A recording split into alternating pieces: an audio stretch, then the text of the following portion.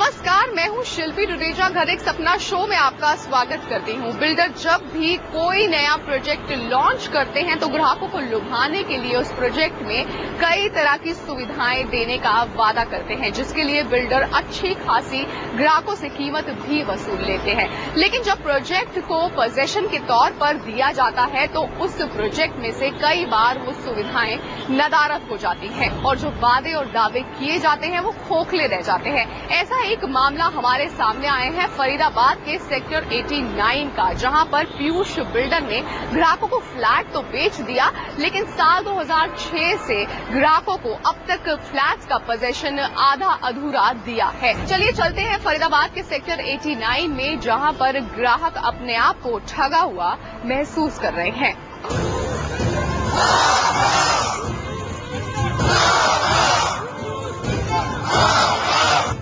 एक बिल्डर की ग्राहकों से धोखाधड़ी।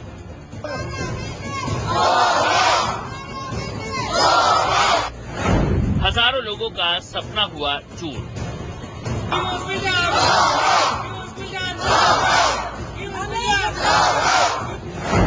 परेशान कर 8 साल में दिया अधूरा पोजीशन।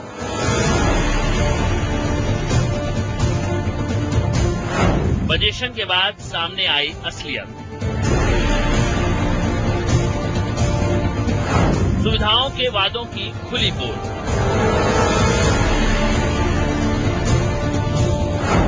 ग्राहकों से मनमानी कीमत भी वसूली। यहाँ पर हम लोगों की जिंदगी को उसने आफत में डाला हुआ है। बिल्कुल अनसेफ हो रखे हैं हम लोग। सिर्फ आज हमारे पास ईंट और पत्थर है, उसके अलावा कुछ नहीं है। रियल एस्टेट बिल की खुलेआम उड़ी धज्जियां। ग्राहकों के सामने बड़ा सवाल, कैसे, कब और कहां मिलेगा इंसाफ। मुझे अभी तक फ्लैट नहीं मिला है और जगह जगह धक्के खा रहे हैं रेंट पे। पीयूष गोयल को आप फोन लगाइए, वो फोन नहीं उठाते, कोई सुनने को तैयार नहीं है। एडमिनिस्ट्रेशन भी हमारी नहीं सुन रहा है। हम कई बार जा चुके हैं, FIR भी नहीं लिखी जा रही है।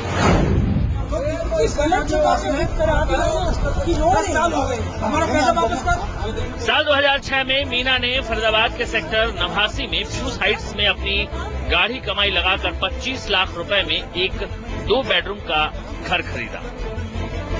बिल्डर को घर का पोजीशन साल 2009 और 10 में देना था, लेकिन बिल्डर ने आज तक घर का पोजीशन मीना को नहीं दिया। 10 साल बीत जाने के बाद भी मीना आज किराए के घर में रहने पर मजबूर है और अपने इस फ्लैट की EMI भी चुका रही है। मीना अपने आप को ठगा हुआ महसूस कर रही है और बिल्डर के चक्कर काटने को मजबूर है। 2006 में मैंने बुक कराया था और 16 हो गया है, अभी तक मुझे फ्लैट नहीं मिला। 1 साल कहीं रहते हैं, उसके बाद वो बोल देते हैं खाली कर दीजिए या रेंट बढ़ा दीजिए। और यहाँ मैं EMI भी दे रही हूँ और सारा पैसा इस फ्लैट में लगा दिया है और ना फ्लैट मिला है और ना किराए पे रह पाते हैं। क्या बिल्डर से कभी बात करी? बिल्डर से बात करी है, ऑफिस में जाते हैं, बिल्डर तो मिलते नहीं है। ऑफिस में बात करी है, हर बार यही कह देते हैं 2 महीने में 4 महीने में मिल जाएगा और देते हैं नहीं है फ्लैट। क्या आप अपने आप को ठगा हुआ महसूस करते हैं? बिल्कुल ठगा हुआ महसूस करते हैं। सारा पैसा लगा के बैठ गए हैं, बिल्कुल भी फ्लैट नहीं दे रहे हैं और पता भी नहीं है कब मिलेगा। अब जरा इन सब ग्राहकों से मिलिए। इन्होंने भी अपनी गाढ़ी कमाई से पैसा निकालकर साल 2006 और 7 में पीयूष हाइट्स में फ्लैट खरीदे थे, लेकिन जब बिल्डर से फ्लैट खरीदा तब इन्हें 25 लाख रुपए कीमत बताई गई थी। लेकिन फ्लैट का पोजीशन मिलते मिलते तक बिल्डर ने फ्लैट का एरिया बढ़ाने के नाम पर एडिशनल डेवलपमेंट चार्जेस, वाईफाई और CCTV के नाम पर 5 से 7 लाख रुपए अतिरिक्त पैसे की मांग कर फ्लैट का एरिया ही घटा डाला। मीना जैसे सैकड़ों ग्राहक पीयूष बिल्डर की इस खुलेआम मनमानी का शिकार हुए। ये मामला सिर्फ पोजीशन में देरी का नहीं बल्कि ग्राहकों से धोखे का भी है। बिल्डर ने प्लान दिखाकर ऐसी मनमानी कर डाली कि ग्राहकों को ब्राउजर के हिसाब से बनाकर कुछ दिया ही नहीं। कहां बिल्डर ने की ठगी, अब जरा ये देखिए। कंपनी ने 2006 में जब ग्राहकों को फ्लैट बेचे तो 3 साल के अंदर यानी साल 2009 में घर देने का वादा किया था, लेकिन साल 2014 तक बिल्डर ने जैसे तैसे प्रोजेक्ट में प्लान के हिसाब से बनने वाले 16 टावर्स में 10 टावर्स का पोजीशन दे डाला। लेकिन जिन 10 टावर का पोजीशन बिल्डर ने दिया वो रहने लायक हालत में नहीं थे। बिल्डर ने 10 टावर में रहने वाले लोगों पर कई तरह के चार्ज भी ठोक दिए, अतिरिक्त एरिया के नाम पर लाखों रुपए लिए और ग्राहकों को 3 से 5 लाख रुपए का बिल थमा दिया। हैरानी इस बात की है कि अतिरिक्त कीमत चुकाने के बाद भी खरीदारों को बिल्डर ने सिर्फ ढांचा खड़ा कर फ्लैट सौंप दिए। बिल्डर ने प्रोजेक्ट में बिजली का परमानेंट कनेक्शन का इंतजाम भी नहीं किया। अभी तक बिल्डर कमर्शियल बिजली का ही इस्तेमाल कर रहा है। हैरानी इस बात की भी है कि बिल्डर पिछले 5 साल से ग्राहकों को बिजली डीजी सेट पर मुहैया करवा रहा है। इतना ही नहीं, प्रोजेक्ट में ब्रॉसर में जिस जगह बच्चों के खेलने के लिए पार्क बनाया गया था, वहां बिल्डर ने बीचों बीच स्कूल खड़ा कर डाला। जो पार्क बनाया उस पर MOF से भी इजाजत नहीं ली और नेशनल ग्रीन ट्रिब्यूनल ने पार्क पर रोक लगा दी। बिल्डर की मनमानी का आलम यह है कि 16 में से 10 टावर का बिल्डर ने पोजीशन जिन ग्राहकों को दिया, बिल्डर ने उसका ऑक्यूपेंसी सर्टिफिकेट अथॉरिटी से ले लिया, लेकिन उसमें भी बड़ा झोल। दरअसल कायदा यह है कि किसी भी प्रोजेक्ट में टावर्स का OC लेने के लिए बिल्डर को उसमें बिजली, पानी, लिफ्ट, सीवर मैनेजमेंट सिस्टम और हरियाणा में सोलर सिस्टम जैसी सुविधाएं देनी पड़ती हैं।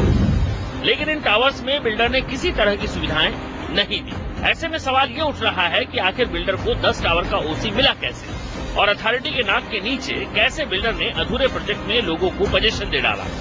जहाँ जहाँ पे इस तरह की अगर कोई वायलेशन हो रही है और जहाँ पे लोगों के साथ कोई वादा खिलाफी हो रही है या कोई टर्म्स एंड कंडीशन को वायलेशन कर रहे हैं, तो उस पर हम सख्त कदम उठाएंगे और उनके विरुद्ध कार्रवाई। पोजीशन नहीं मिलती 10 साल तक, जो ग्रीन एरिया उसमें स्कूल बना दिए जाते हैं, उनके लेके कोई जांच करा रहे हैं। इसी तरह से कोई वायलेशन होगी उसमें हम सख्त कार्रवाई।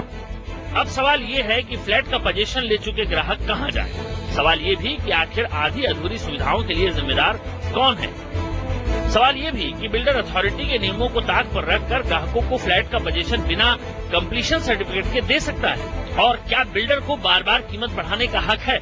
सवाल और भी हैं, लेकिन इनका जवाब शायद किसी के पास नहीं। यही वजह है कि बिल्डर खुलेआम अपनी मनमानी कर रहे हैं और आज भी खरीदार फ्लैट के पोजीशन लेने के बाद भी सुविधाओं से वंचित है। जब ग्राहकों ने इंडिया न्यूज से शिकायत की तो हमने भी फ्यूज बिल्डर को मेल किया, लेकिन कंपनी ने हमें कोई भी जवाब नहीं दिया।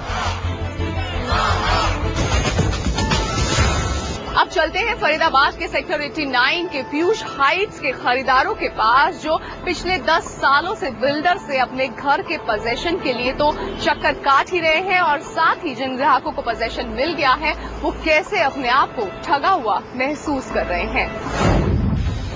हम आप पहुंचे हैं पीयूष हाइट्स में सेक्टर 89 फरीदाबाद में, जहां पर ग्राहकों को पोजीशन तो मिल गया लेकिन बुनियादी सुविधाओं से आज भी वंचित है।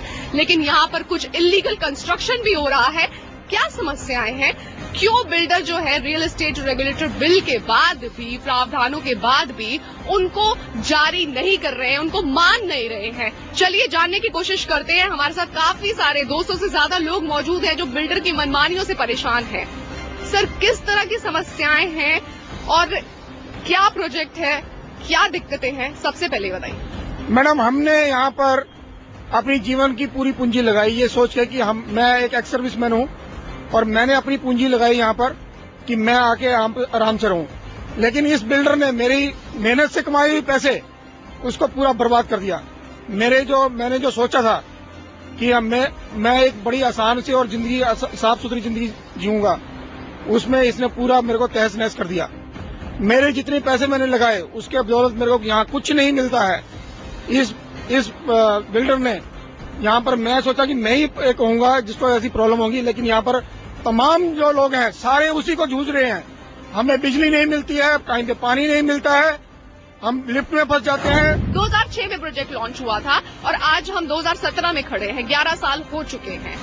क्या दिक्कतें हैं, क्यों फ्लैट का पोजीशन नहीं मिल पा रहा है? मैडम, आप देखिए, यहाँ पे आपने देखा होगा, एक तो जैसा कि बताया हमारे साथी ने कि यहाँ पे जो प्रॉब्लम है उसके अलावा भी इतनी ज्यादा बिल्डर ने और एडमिनिस्ट्रेशन ने मिल करके, एडमिनिस्ट्रेशन भी हमारी नहीं सुन रहा है। हम कई बार जा चुके हैं, FIR भी नहीं लिखी जा रही है, और यहाँ तक कि STP और DTP ऑफिस में भी गए हैं, जिसने इसको अप्रूवल दिया है इस प्रोजेक्ट को, और अप्रूवल देने के बाद भी वो बोलता है कि जी आपने वहां पे मकान क्यों ले लिया है। इसका मतलब STP और DTP भी मिला हुआ है, और यहाँ पे अभी भी जो सरकारी बिजली है वो अंदर यहाँ अभी तक नहीं आई हुई है।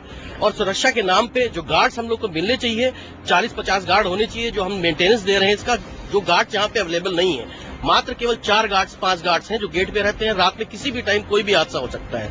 आए दिन जनरेटर से बिजली चल रही है, आए दिन लिफ्ट के अंदर कोई भी बच्चा फंस जाता है। अभी 10-12 दिन हुए, लोग 10-5 लेडीज फंस गई थी जो कि आधे घंटे तक फंसी रही। उसको बचाने के लिए कोई भी उस टाइम मौजूद नहीं था। बिल्डर की मनमानी आप देख रहे हैं, यहाँ पे स्कूल भी बना हुआ है जो कि इलीगल है, और इसकी इलीगल होने की वजह से चारों तरफ कूड़ा फैला हुआ है। पार्क में बच्चों के खेलने के लिए जगह नहीं है, और जो बड़े बड़े बुजुर्ग हैं उनको इतनी परेशानी होती है, कुत्ते घूमते रहते हैं यहाँ पे बाहर से आकर के। बिजली पानी की समस्या है यहाँ पर, जो डीजी सेट लगाया गया है उसमें भी दिक्कतें हैं। किस तरह की दिक्कतें हैं बिजली और पानी की स्पेशली बताइएगा कि कैसे चल रहा है ये सोसाइटी, कैसे प्रोजेक्ट बन रहा है? मैंने अब सिर्फ दिक्कत है। बिजली के नाम पे इन्होंने 2 डीजी से बिजली देते हैं, जिसमें एक खराब हो चुका है, एक पर भी इस समय पूरा सोसाइटी चल रही है। अगर किसी समय वो खराब हो गया तो पूरी का पूरा अंधकार हो जाएगा यहाँ पे। हम लिफ्ट से कैसे आएंगे, कैसे जाएंगे? ये ऐसी सोसाइटी बिना बिजली के हम नहीं चल सकते 1 मिनट के लिए। और यहाँ पे बैकअप के नाम पे कुछ नहीं है। इनको इलेक्ट्रिक ग्रिड से सप्लाई लेके आनी चाहिए थी, जो यहाँ 3.5 साल से हम लोग रह रहे हैं, बट अभी तक नहीं लाए हैं। तो उसके लिए हम इनको कई बार अप्रोच कर चुके हैं, एडमिनिस्ट्रेशन को अप्रोच कर चुके हैं, बट वो हमारी सुनने को तैयार नहीं है। पता चलता है कि उन्होंने ये फॉर्मेलिटीज नहीं पूरी की, वो फॉर्मेलिटीज नहीं पूरी की हैं। अब ये क्या सच्चाई है तो गवर्नमेंट एडमिनिस्ट्रेशन जाने, बट कोई हमें सपोर्ट नहीं कर रहा है किसी तरह से। आप बुनियादी सुविधाओं से वंचित है आज भी, क्या कहना चाहते हैं? जी, एक्चुअली ये प्रोजेक्ट जो है 2006 में लॉन्च किया और करीब 1-2 साल के अंदर पूरा प्रोजेक्ट इनका बिक गया। लेकिन 2009 में इनको जो पोजेशन देना चाहिए था, 2009, 2010 में भी पोजेशन नहीं दिया, 2013 में आके इन्होंने पोजेशन ऑफर करना शुरू किया। उसमें कुछ टावर का इन्होंने पोजेशन दिया है, कुछ टावर का पोजेशन अभी भी बचा हुआ है। आउट ऑफ 16 केवल 10 टावर का पोजेशन ऑफर इन्होंने किया है। 6 टावर का इनके पास ओसी तक नहीं मिला है, इनको ओसी डिपार्टमेंट दे नहीं रहा। इन्होंने बहुत सारे इलीगल कंस्ट्रक्शन कर रखे हैं या बहुत सारे कंप्लायंस नहीं करे हैं, इसकी वजह से इनको ओसी नहीं मिल रहा है। उसकी वजह से लोग जो पोजेशन नहीं ले पा रहे हैं। और सबसे बड़ी बात क्या है कि इन्होंने जो है पोजेशन जिनको ऑफर कर भी दिया, जिन लोगों ने पोजेशन ले लिया वो भी खुद को इतना अनलकी फील कर रहे हैं, वो इतना खुद को कोस रहे हैं कि हमने इस प्रोजेक्ट में क्यों ले ली, ये हमने इस प्रोजेक्ट में बुकिंग क्यों कराई। ओसी जो है कुछ टावर्स का मिल गया है, लेकिन मुझे ये समझाइए कि कैसे मिल गया ओसी, क्योंकि यहाँ पर तो डीजी सेट से बिजली है, पानी का कोई अता पता नहीं है, यहाँ पे लिफ्ट्स का जो है एएमसी नहीं हुआ है, तो कैसे ओसी दिया गया है? क्या आप लोगों ने कभी शिकायत करी? मैडम, हमने शिकायत कर रखी है और इस पे शिकायत पे अभी भी जो है वो कार्रवाई चल रही है। लेकिन ये जो ओसी दिया गया है ये भी रिजल्ट ऑफ नेक्सस है, मतलब इनका एडमिनिस्ट्रेशन के साथ नेक्सस है, और एडमिनिस्ट्रेशन ने भी ये बिल्डर के साथ मिलके इनको, क्योंकि इनको जब तक पोजेशन नहीं देते इनकी डिमांड इनको नहीं मिल पाती, इनको पैसा नहीं मिल पाता, इसलिए जैसे तैसे मिलके एडमिनिस्ट्रेशन से इन्होंने ओसी ले लिया। आज भी वो जिन टावर्स के ओसी मिले हुए हैं उनकी कंप्लायंस आज तक नहीं हुई है, अभी भी वो ओसी देने लायक नहीं है, लेकिन ओसी दे के रखा हुआ है। इलीगल कंस्ट्रक्शन बिल्डर करता है, उसके अलावा आपसे एक्स्ट्रा डिमांड भी करता है, लेकिन सवाल सबसे बड़ा यहाँ पर ये है कि आखिरकार ये ग्राहक कहाँ जाए? क्या रियल एस्टेट रेगुलेटरी अथॉरिटी के पास जाए या फिर इसी तरीके से अपनी जिंदगी गुजर बसर करते रहें? चलिए, वक्त है हफ्ते भर की प्रॉपर्टी कारोबार से जुड़ी कुछ खास खबरों पर नजर डालने का। चलिए देखते हैं इस हफ्ते की प्रॉपर्टी सुपरफास्ट में क्या है खास।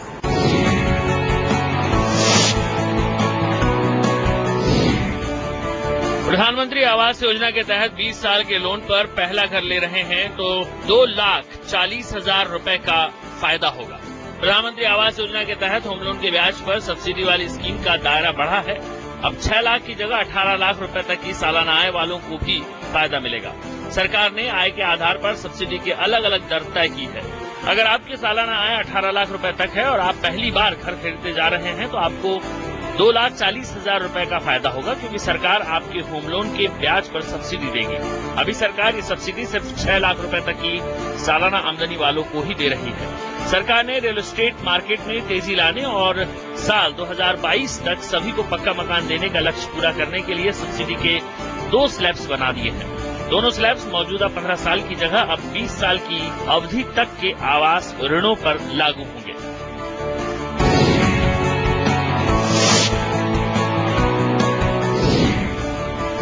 लंबे समय से अधर में लटकी डीडीए की 13,148 फ्लैट्स की स्कीम अब जल्द ही लॉन्च होगी।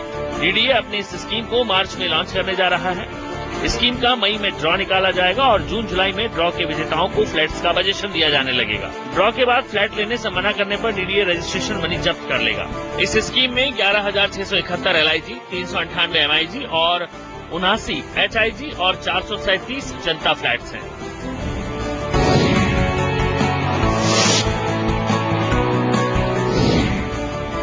भोपाल में रजिस्ट्री से पहले लोग अब खुद ही अपनी प्रॉपर्टी का वैल्यूएशन और रजिस्ट्री के लिए स्टैंप ड्यूटी की गणना कर सकेंगे। इसके लिए पंजीयन विभाग ने संपदा नाम से पोर्टल शुरू किया है। इसमें प्लॉट की रजिस्ट्री से संबंधित पुराने रिकॉर्ड्स लोगों को ऑनलाइन मिल जाएंगे। इससे प्रॉपर्टी के नाम पर होने वाली ठगी रुकेगी और स्टाम्प शुल्क की भी सही जानकारी लोगों को ऑनलाइन मिल जाएगी। इसके लिए अभी तक लोगों को स्टाम्प वेंडरों पर निर्भर रहना पड़ता था। इस व्यवस्था के तहत ऑन स्टाम्प ड्यूटी भी जमा करना आसान होगा। रजिस्ट्रेशन और स्टाम्प विभाग ने ये सुविधा www.mpigr.gov.in पर मुहैया कराई है। घर एक सपना शो के जरिए हमारी ये पूरी कोशिश रहती है कि आप अपने घर को लेकर किसी भी झांसे का शिकार न हो, आपका पैसा सुरक्षित रहे और वाजिब दाम पर आपको आपका घर भी मिल जाए। इसी उम्मीद के साथ आज के एपिसोड में बस इतना ही। लेकिन अगर आपके प्रॉपर्टी से जुड़े कोई भी सवाल है या फिर कुछ सुझाव आप हमें अपना भेजना चाहते हैं या फिर अपने बिल्डर के खिलाफ हमसे शिकायत करना चाहते हैं तो हमें तुरंत से ईमेल कर दीजिए घर@itvnetwork.com पर।